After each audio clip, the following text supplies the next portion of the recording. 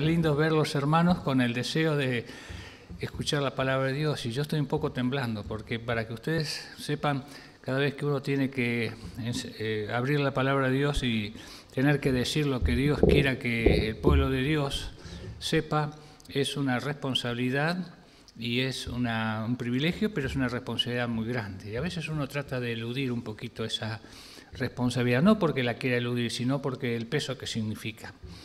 Abrir la palabra de Dios y tener que decir lo que Dios dice.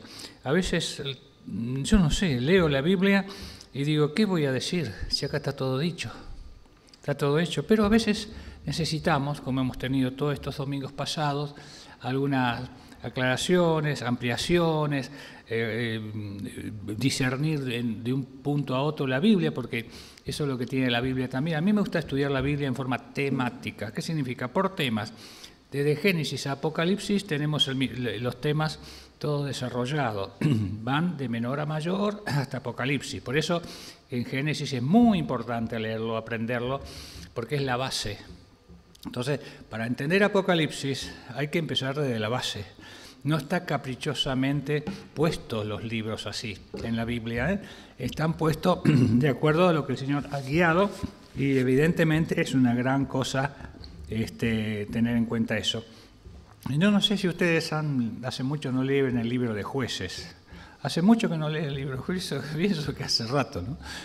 El libro de los Jueces, ¿por dónde está en la Biblia? ¿Qué parte de la Biblia está? Como tiene muchos capítulos, después del libro de Josué, como tiene muchos capítulos es fácil encontrarlo.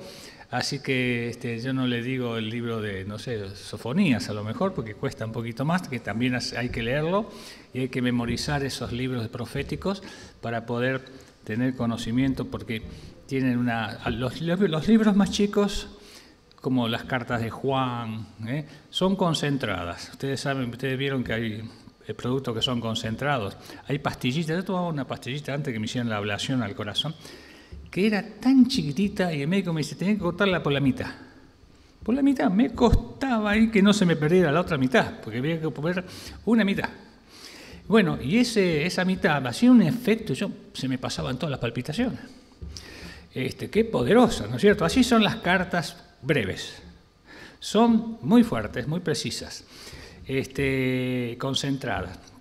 El libro de los Jueces, que está luego del libro de Josué, es un periodo que abarca desde la muerte de Josué y dice la Biblia en el último libro de Jueces, de Josué, que los que sucedieron a la vida de Josué, los contemporáneos de Josué, que habían visto las maravillas que Dios había hecho en el desierto, murieron, y la nueva generación olvidó todos los pactos, olvidó las maravillas que Dios había hecho, y comenzó un tiempo de lo que se da en llamar anarquía.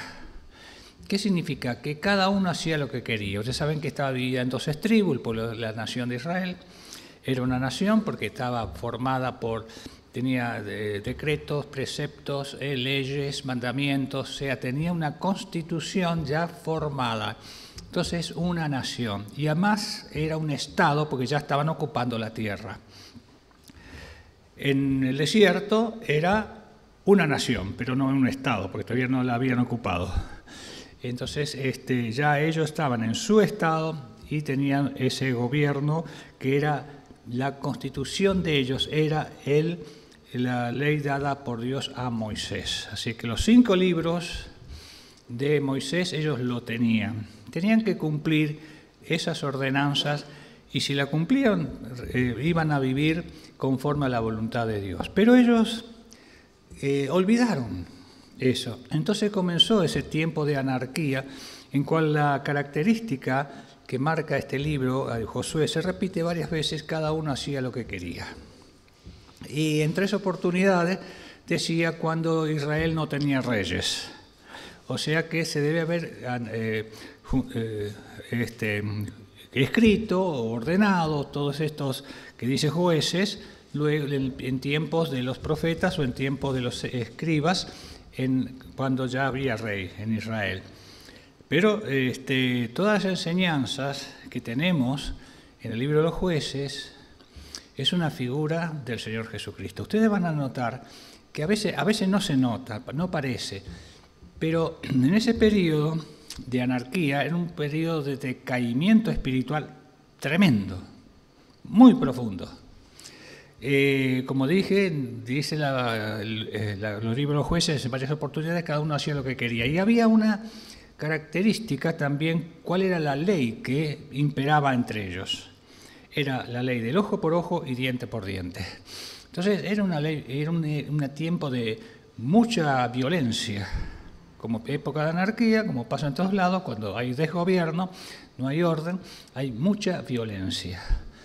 Y esos tiempos se repitieron en la época de Israel, en el mundo también, pero Dios tenía un propósito especial para el pueblo de Israel por las promesas que Dios había hecho a Abraham.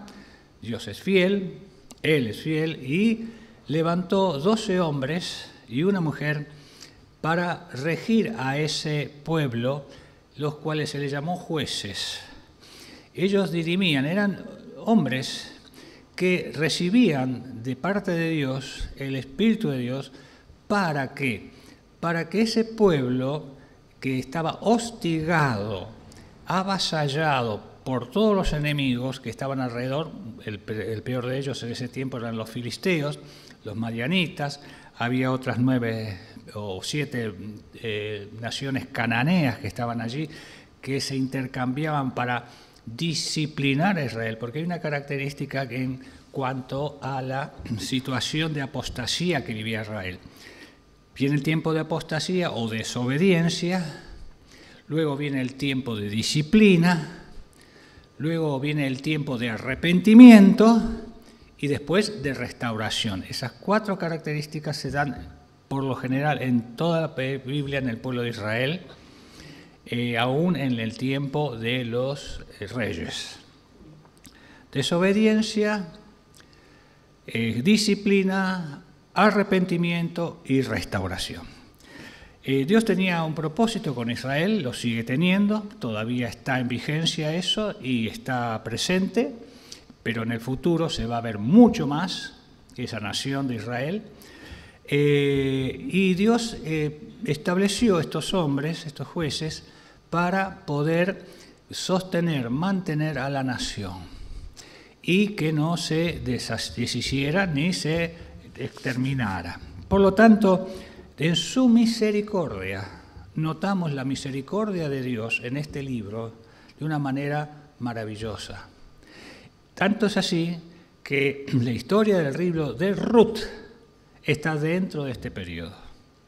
Así que si ustedes quieren ver la misericordia de Ruth, de Dios, vean y lean Ruth y van a ver ustedes. Se supone que es casi al final de ese periodo. Bueno, la cuestión es que el tiempo de los jueces marca un tiempo de aproximadamente 400 años. Los jueces eran levantados por Dios porque el Espíritu de Dios venía sobre estos hombres a que Dios elegía, que eran patriotas, eran hombres que miraban la nación de Israel y veían con dolor la situación y Dios les ungía con la presencia de su Espíritu. Y ellos tenían esa virtud de recibir al Espíritu Santo de una manera específica, especial, para libertar a Israel de sus enemigos. Son una figura de Cristo, del libertador.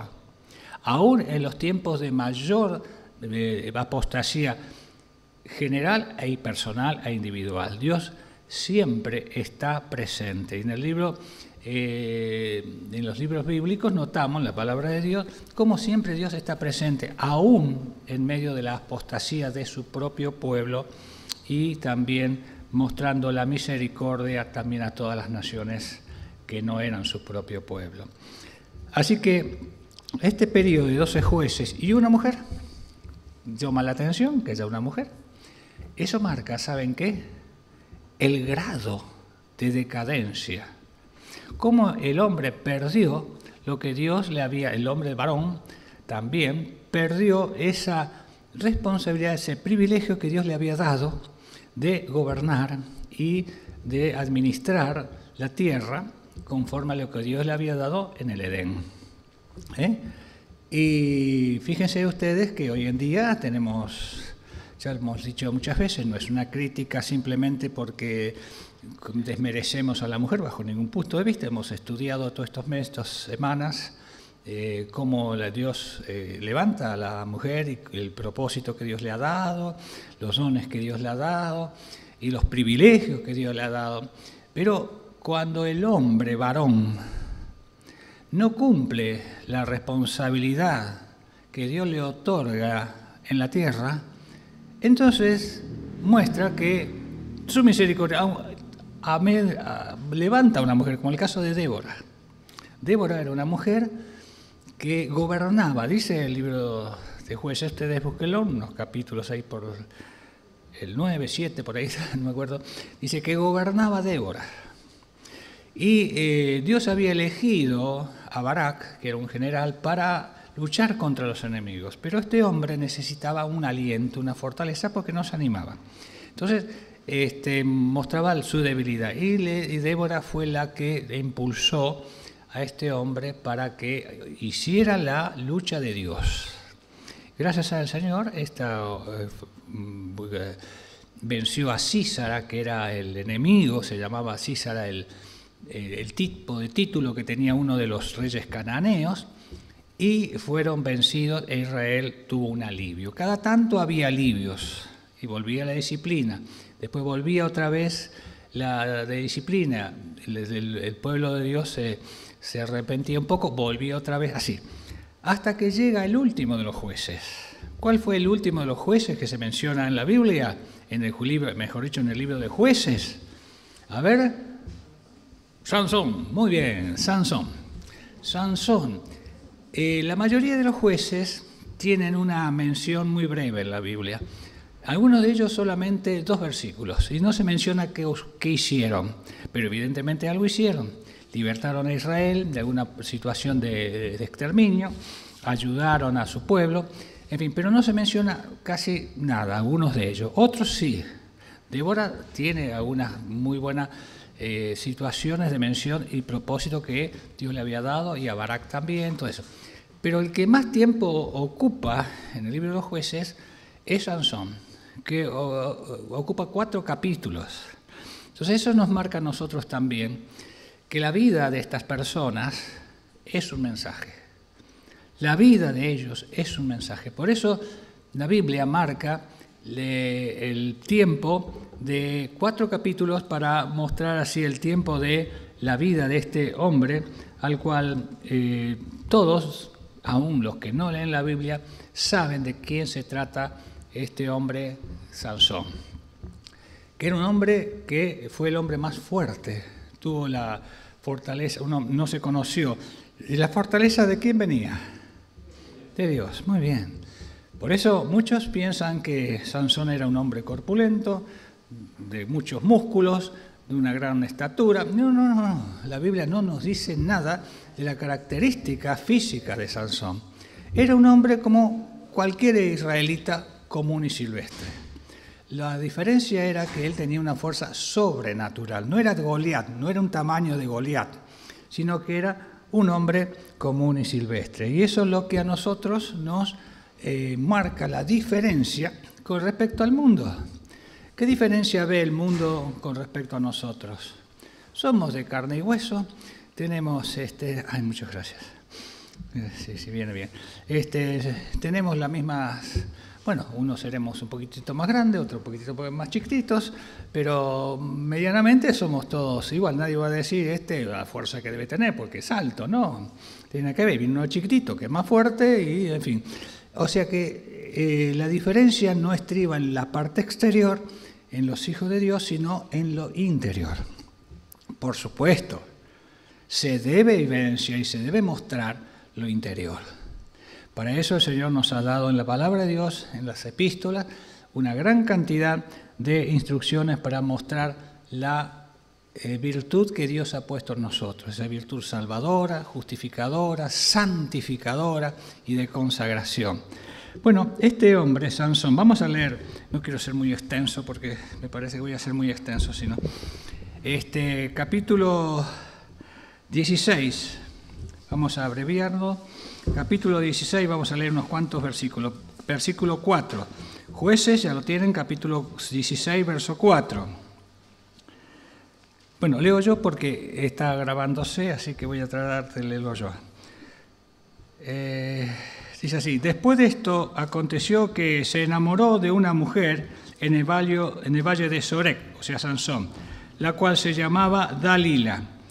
Y vinieron a ella los príncipes de los filisteos y le dijeron: engáñale e infórmate en qué consiste su gran fuerza y cómo lo pondríamos vencer, para que lo atemos y lo dominemos, y cada uno de nosotros te dará 1100 siclos de plata.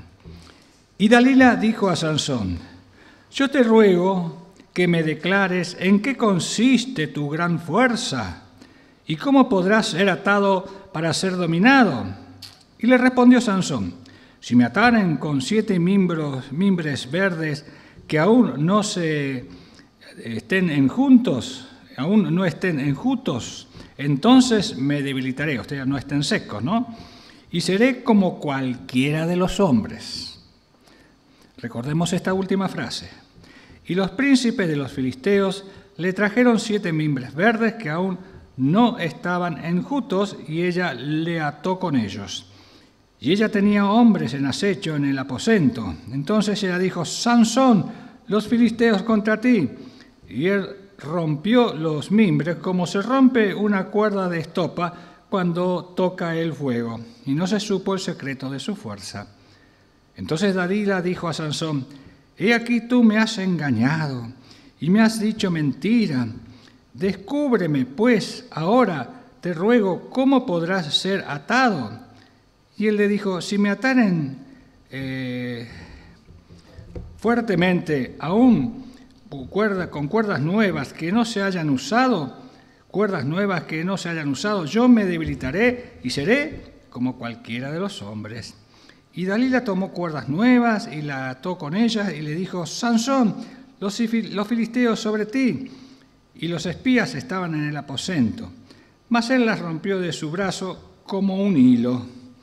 Y Dalila dijo a Sansón: hasta ahora me engañas y tratas conmigo con mentiras. Descúbreme pues ahora cómo podrás ser atado. Él entonces le dijo: si tejieres 7 quedejas de mi cabeza con la tela y las asegurares con las estacas. Y ella las aseguró con las estacas y le dijo: Sansón, los filisteos sobre ti. Mas despertando él de su sueño, arrancó la estaca del telar con la tela. Y ella dijo: ¿cómo dices yo te amo cuando tu corazón no está conmigo? Ya me has engañado 3 veces y no me has descubierto aún en qué consiste tu fuerza. Y aconteció que, presionándola a ella cada día con sus palabras e importunidades, importunándole su alma, fue reducido a mortal angustia. Le descubrió, pues, todo su corazón, y le dijo: nunca a mi cabeza llegó navaja, porque soy nazareo de Dios desde el vientre de mi madre. Si fuere rapado, mi fuerza se apartará de mí, y me debilitaré y seré como todos los hombres. Viendo Dalila que él le había descubierto todo su corazón, envió a llamar a los príncipes o principales de los filisteos, diciendo: venid, esta vez, porque él me ha descubierto todo su corazón. Y los principales de los filisteos vinieron a ella, trayendo en su mano el dinero. Y ella hizo que él se durmiese sobre sus rodillas, y llamó a un hombre, quien le rapó las 7 quedejas de su cabeza, y ella comenzó a afligirlo, pues su fuerza se apartó de él. Y le dijo: Sansón, los filisteos sobre ti. Y luego que despertó él de su sueño, se dijo: esta vez saldré como las otras y me escaparé. Pero él no sabía que Jehová ya se había apartado de él. Mas los filisteos le echaron mano y le sacaron los ojos y le llevaron a Gaza y le ataron con con cadenas para que moliese en la cárcel, y el cabello de su cabeza comenzó a crecer después que fue rapado. Bueno, yo creo que ya conocíamos esta historia, ¿verdad? Y indudablemente vemos acá a Sansón cómo se comenzó a debilitar. Mientras él se estuvo en las manos del Señor, más o menos se ve que hubo un tiempo que él hacía cosas conforme a la voluntad de Dios. Pero bueno, nosotros sabemos que Sansón... ¿Les puedo pedir un favor? Bueno, me saco el saco, porque es muy caluroso está. Acá tengo esto.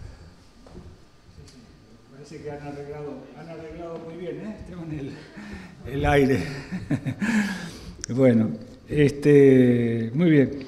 Sansón fue elegido por Dios desde antes de ser concebido. Ustedes saben que hubo pocos personajes en la Biblia que fueron elegidos antes de ser o anunciado antes de su nacimiento o de su concepción. Sansón fue uno de ellos. El papá de Sansón se llamó Manoa, y Manoa, la esposa de Manoa, tuvo una presencia de Dios, le dijo que iban a ser Sansón y que le dio las características para que Sansón pudiera, así de ella misma, desde la concepción, ser una mujer que no tenía que beber vino, no tenía la característica de un nazareo. Nazareo era, no nazareno, nada que ver, a veces se confunde, nazareo. Era un voto que los judíos hacían como testimonio de dedicación a Dios. La gran mayoría eran temporarios, por un tiempo, pero hubo casos que eran de por vida, como el caso de Sansón. Y él sabía eso, esa identidad que él tenía como nazareo. Y la mamá tenía la obligación de tener también ese voto hasta que naciera Sansón. Así que vemos nosotros que este hombre fue también usado por Dios para librar a Israel. Y bueno, cometió graves errores. Graves errores. En primer lugar, el error que marca la Biblia, porque la Biblia marca los errores de sus siervos y de sus elegidos, y tiene un propósito, como dijimos, para poder enseñarnos a nosotros y no cometerlo. Como decía nuestro hermano al principio, como a veces los errores pasados no nos sirven. Lamentablemente caemos nosotros a pesar del conocimiento que tenemos de que no debemos hacer ciertas cosas. Sansón sabía qué cosas no tenía que hacer. Lo sabía muy bien. Sin embargo, él tenía una debilidad. ¿Cuál era la debilidad principal de Sansón? Le gustaban las chicas. Ahora, ¿a los muchachos no le gustan las chicas? Sí. Pero ¿saben qué chica le gustaba a Sansón? Las que no eran hijas de Dios. Elegía las filisteas, las cananeas, mujeres sensuales, bonitas, lindas, pero no conocían a Dios. Ese era el peligro. Así que esa es la preocupación. Por eso, chicas, cuidado, porque los muchachos del mundo buscan las chicas creyentes, porque saben que las chicas creyentes van a ser fieles, son chicas buenas, van a ser más allá de todas las circunstancias que ellos hagan. Y cuidado los muchachos, lo mismo, con las chicas que buscan a los muchachos creyentes. ¿Por qué? Porque saben que en su hogar, en su familia, han sido criados de una manera de que van a ser fieles, van a ser proveedores en su hogar y todo eso. Por eso el Señor nos enseña en su palabra de no hacer, ¿qué cosa? Yugo desigual. Y eso es lo que provocó a Sansón la atracción sexual de mujeres que no eran del pueblo de Dios. Así que vamos a estudiar un poquitito su vida. Se enamoró de una filistea, dice el versículo 4, que se llamaba Dalila. Según los diccionarios, dice que Dalila significa delicada, bonita, elegante, hermosa. Dalila tenía cualidades, muy buenas cualidades. ¿Cuál era una de las cualidades? Bueno, que era muy linda, era hermosa. Y eso fue lo que le atrajo a Sansón, no vio otra cosa él. Era inteligente, en sentido de que era astuta y era sagaz. Sansón no era la primera vez que cometía esto y los padres le censuraban. Decían, ¿cómo vas a hacer esto?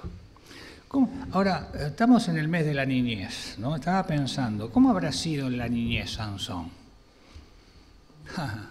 Un consentido, un mimado. Quiero esto. Ya, y lo tenía, claro, el hijo, único hijo. La madre era estéril, no podía tener familia, tuvo un hijo, para ella era todo ese hijo. Y como era todo, ella le daría todo, como pasa con los varones. Las mamis son a veces como pasa con las nenas, los papis son los responsables, porque siempre cuando queremos censurar al varón, la madre que censura al varón, sale el padre al revés. Cuando el varón es censurado, la madre defiende al varón. Y cuando la hija es censurada, el padre. Es la debilidad del sexo opuesto, porque es la más chiquita, porque es la nena, ¿no?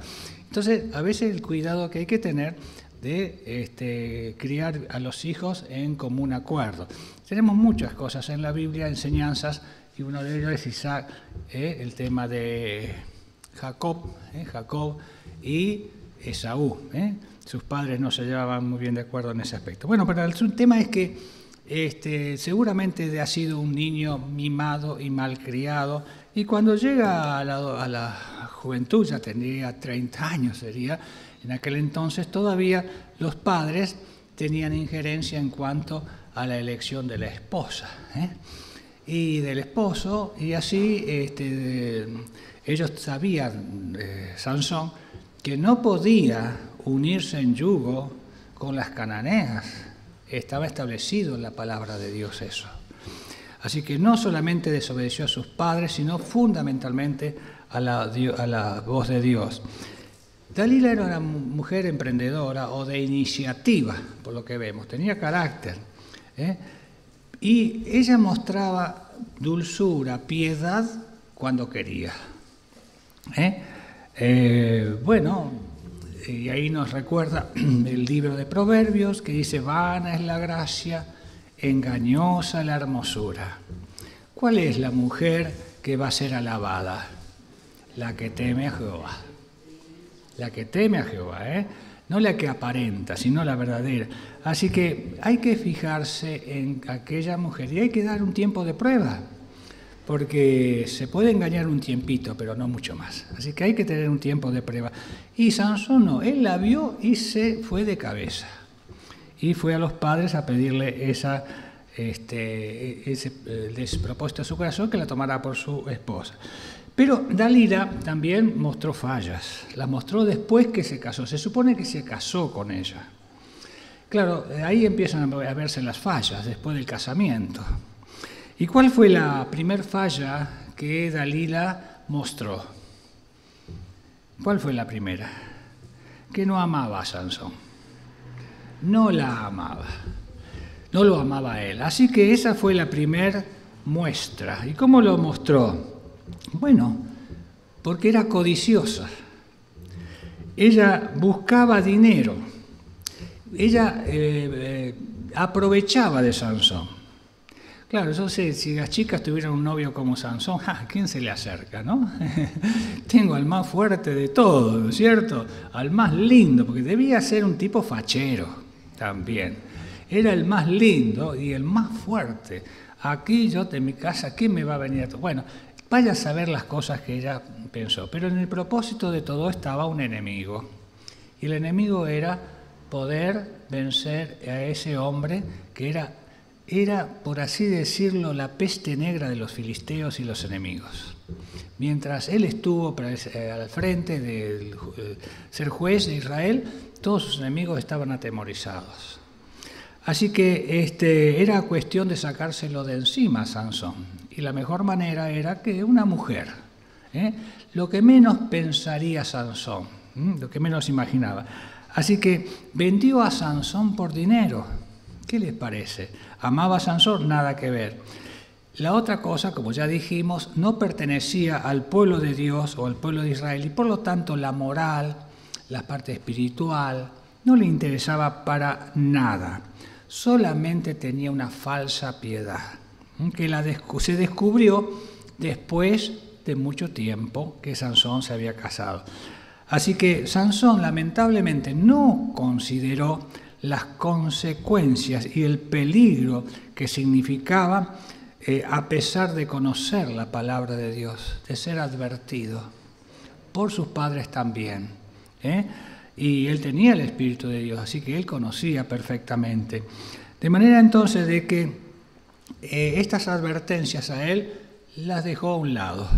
¿Por qué? Porque él tenía, aparte de gustar ser sensual, él tenía una tremenda debilidad. La otra, la principal de todas, era orgulloso. Era orgulloso porque él era autosuficiente. Se sentía tan fuerte, se vencía tanto que él dijo, bueno, a mí nadie me vence, ¿sabes? Nadie, no había enemigo que mataba a 1000 personas en una lucha, frente a frente, con una quijada. Increíble. Era el Espíritu, pero ¿dónde consistía su fuerza? En Dios. Así que Dios le daba, a pesar de las debilidades y a pesar de las circunstancias, todavía Dios estaba en él, o estaba con él, mejor dicho, estaba con él. Y así fue venciendo, porque el Espíritu Santo lo había ungido para esa tarea. Entonces, pero pasa una cosa, esa autoconfianza, esa lujuria que él tenía, lo fue debilitando. Mejor dicho, lo fue engañando. Se autoengañaba a sí mismo. Pero notamos a Dalila, qué insistente que era. Insistía con esa falsa ternura. Descúbreme el secreto de tu fuerza. Ella se daba cuenta que había algo. Había una forma de debilitarlo. ¿De dónde venía ese algo? Había un espíritu enemigo que indudablemente usaba a esta mujer. A lo mejor ella, inconsciente de esto, pero era el espíritu anti-Dios. Así que con engaño, 3 oportunidades, notamos acá que sale ileso.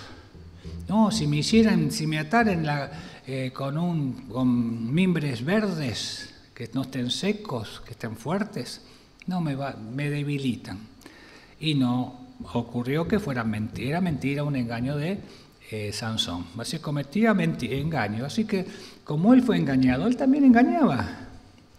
Entonces, en 3 oportunidades engañó a Dalila. Pero ¿hasta cuándo una persona puede jugar con fuego y no quemarse? Hasta que en la 4ª oportunidad ella derramando lágrimas y llorando y bueno, ¿qué va a hacer? Ahora se lo voy a tener que decir para que me deje tranquilo. Y ahí fue cuando él podía descubrir todo su corazón delante de ella. Así que el pecado de Sansón era presuntuoso, vanidoso, y pensó que ya él estaba libre de todo. Dijo, me voy a librar como otras veces.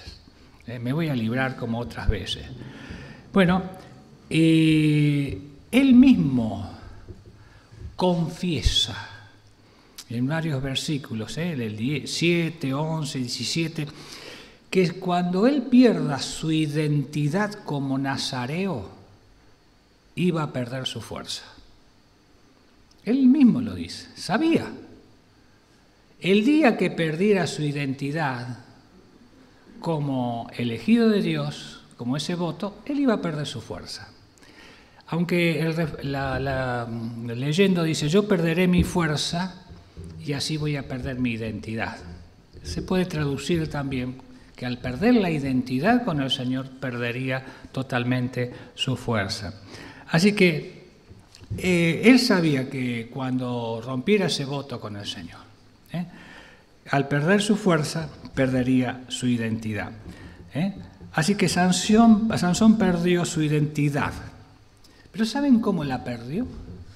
Sin darse cuenta. Él no se daba cuenta. Y eso es lo que tiene el pecado. El pecado entra sutilmente y no se da cuenta, como la mordedura de algunas serpientes. Unas serpientes muerden y después de un rato largo empieza uno a sentir efecto. Y ya no me pasa nada. Y uno a veces no acude. Bueno, el pecado es así. Sin darse cuenta, dice el versículo 20, fíjense en ustedes, ahí al final dice, se fue yendo la fuerza de Sansón. Así que se descuidó. El descuido. Dejó la presencia de Dios, dejó de alabar al Señor, dejó a su pueblo de Dios, se trasladó al lugar de los filisteos, jugaba con ellos, estaba con ellos, los amigos eran los amigos filisteos. Y el Señor, ¿qué dice? El que ama al mundo, el amor del Padre, no está en él. Claro, las diversiones más grandes, las fiestas más grandes, los bailes más grandes las hacían los filisteos, hacían unas festivales terribles. Después lo hicieron con él, el festival, al final de todo. ¿Saben por qué? Porque uno puede elegir la forma de vivir. Todos tenemos elección, pero ¿saben qué cosa no podemos elegir? La forma de morir y la disciplina, o sea, las consecuencias. Eso no podemos elegirla. Pero sí podemos prevenirnos, conociendo la palabra de Dios. Sabemos que la amistad con el mundo es enemistad con Dios. Es linda la fiesta del mundo. Son lindas, son bárbaras. Son menos aburridas que la de los creyentes para muchos. Pero cuando uno ve las consecuencias, entonces tiene que observar que eso es algo nocivo. Al principio parece bueno, lindo, no nos damos cuenta. Así pasó con otros personajes muy importantes, el caso de David. ¿Se acuerdan David, el pecado de David? ¿Cómo comenzó el pecado de David? David no iba a la guerra en la época de la guerra, iban sus soldados, su ejército. ¿Y él qué hacía ese día? Claro, incluso dijeron, no vayas porque estás grande, estás fuerte. Pero él podía dirigir la batalla, como lo hacía, era un estratega bárbaro. Él se fue a su palacio y se durmió una siesta, pero no una siesta de 1 hora, dormía regias siestas. Pero total, su ejército vencía a todos lados, tenía a Joab, Abner, unos generales bárbaros. Bueno, se durmió una regia siesta y se debe haber levantado desde la 1 de la tarde hasta las 6 de la tarde. ¿Y qué hizo? Se durmió, se tranquilizó y salió a pasear. ¿Está mal pasear? No, fue al terrado. Y allí vio una mujer que se bañaba. Se bañaba de acuerdo a las costumbres de la época, hacía ese baño, que era, según dice, bueno, no importa. El asunto es que vio una mujer muy bonita y él se descuidó. Y pensó, bueno, todos los reyes del mundo lo hacen. ¿Cómo no lo voy a hacer yo, el más poderoso, el más fuerte? Se fue autosuficiente. Lo mismo que le pasó un poco a Sansón, pero la diferencia es que, bueno, Sansón también se arrepintió, ahora vamos a ver. Él cayó en un estado tremendamente depresivo, David, por causa de su pecado, se arrepintió. Y después de eso, después de ese arrepentimiento, vino la restauración. Fue terrible la restauración, Ojo, no es fácil, no todos se restauran, no todos son David, Ojo, no nos comparemos con David. No todos llegan a levantarse y a rehabilitarse como David. Después de eso, la Biblia dice que era conforme al corazón de Dios, pero antes no, porque también él tenía cierta vanidad después de la victoria con Goliat y después de haber muerto Saúl. Era un hombre muy prudente en muchos aspectos, un hombre muy temeroso de Dios, por eso es que se pudo restablecer o rehabilitar. Y también le pasó, bueno, a alguien que no se arrepintió y que pagó las consecuencias fue el rey Saúl. Saúl obstinadamente rehusó ser rehabilitado. ¿Por qué? Porque rehusó arrepentirse. Él no quiso arrepentirse. Por eso es que pasó lo que pasó, murió él de una manera tremenda. Así que, hermanos, hermanitos, esto nos puede ocurrir a cualquiera de nosotros. Si nos dormimos, si nos descuidamos, si estamos de una manera sobreconfiados en nosotros mismos. Sansón parecía fuerte, pero ¿qué es lo que debilita la fuerza a un hijo de Dios? ¿Qué es lo que le saca las fuerzas? El pecado. ¿Qué es el pecado? Todo aquello que no obedece o es contrario a la palabra de Dios. A veces hacemos cosas que decimos, bueno, esto no es pecado. Hacemos cosas triviales, pero eso es trivial. ¿Está de acuerdo a lo que la Biblia dice, lo que Dios dice en su palabra? Si no está de acuerdo, cuidado. Podemos, a veces en forma inconsciente, caer en el pecado. Así que, ¿qué pasó con Sansón? Sus enemigos realmente hicieron escarnio de él. Y eso es lo que hace el pecado cuando uno lo comete. Los demás se burlan de uno. Ah, vos sos creyente y hiciste tal cosa. A veces lo dicen siendo fieles, cuando pero qué feo que es dar testimonio cuando vemos que los incrédulos nos están corrigiendo realmente. Así que fíjense lo que le hicieron a Sansón, algo terrible. Le sacaron los ojos. Era una situación terrible, los enemigos hacían esas cosas. Lo pusieron preso, lo encadenaron y más, lo hicieron moler como un animal de carga en el molino.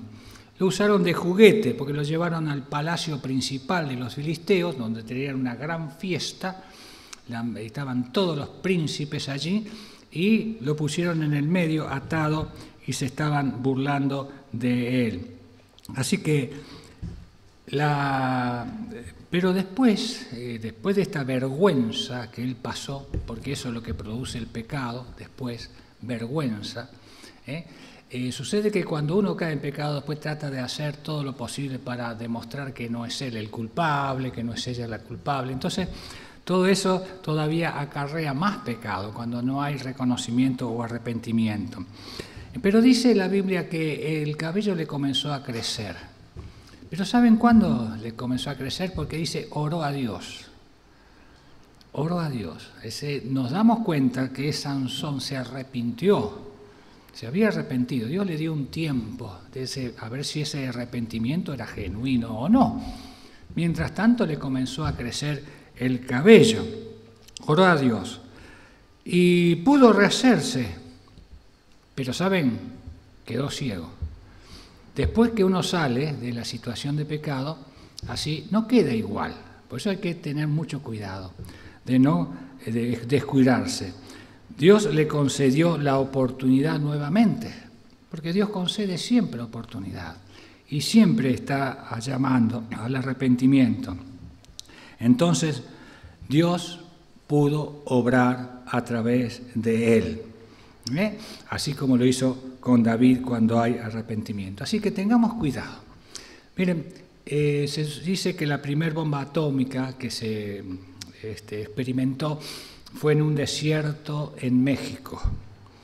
Y bueno, cuando se hizo esa experiencia atómica, todo el desierto de ese lugar quedó devastado, de tal manera que ustedes saben que hay cierta fauna en el desierto y también hay vegetación, alguna vegetación, ¿no? Durante más de 20 años la fauna, la vegetación, los animales no se reprodujeron, no hubo ningún tipo de vida y se pensó que nunca más eso iba a resurgir. Pero después de 20 años comenzó a resurgir cierta vida, tanto animal como vegetal, en el desierto. ¿Y con esto qué quiero decir? Que, bueno, si uno puede caer en el pecado, puede haberse equivocado, puede haber tenido una caída, delante de Dios hay rehabilitación, si hubiera arrepentimiento. El arrepentimiento quita la disciplina y luego de un tiempo de disciplina de Dios, la persona se rehabilita y se levanta. Y así como en el desierto, vuelve otra vez a haber fuerza y vida. Como pasó con el caso de Sansón, ¿no? Y de David. Así que, hermanos y amigos queridos, caída, disciplina, arrepentimiento, rehabilitación. Ese es el camino que Dios ha establecido desde el principio. Y cada uno de nosotros no puede decir, a mí no me va a pasar. Yo hago estas cosas, pero a muchas veo que están en las dos veredas, como se suele decir, con un pie en una vereda y otro pie en la otra, jugando con el mundo, pensando que van a la casa de Dios, escuchan la palabra de Dios, y eso es suficiente para así agradar a Dios. Pero resulta que con el otro pie estamos también sirviendo ¿a quién? Al enemigo. Si yo estoy arriba de una escalera y otro está abajo de una escalera, ambos hacemos fuerza. Yo quiero levantar al que está abajo y el otro quiere bajarme a mí. ¿Quién va a ganar? Bueno, díganle a Sergio, el que está arriba de la escalera, ¿qué le pasa? Sin que lo tiró la fuerza de la gravedad, ¿no?